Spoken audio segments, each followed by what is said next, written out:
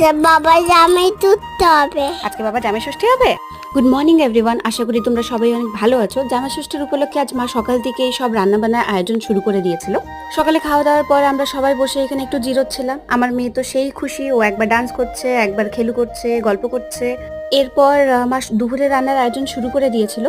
আরেকটা কথা বলি, প্রথমত আমার মেয়ের গরমের ছুটি শুরু হয়ে গিয়েছে, আর দ্বিতীয়ত জামাই ষষ্ঠী, তাই বলে আমরা চলে এসেছিলাম আমার মায়ের এখানে। এরপর মায়ের রান্না বান্নার পর্ব শেষ হয়েছে, আর খাওয়া দাওয়ার পর্ব শুরু হবে। মা সবকিছু গুছিয়ে ভালো করে ওকে খেতে দিয়ে দিয়েছিল। সুবীর তো খুব তৃপ্তি করে সবকিছু খেয়েছে।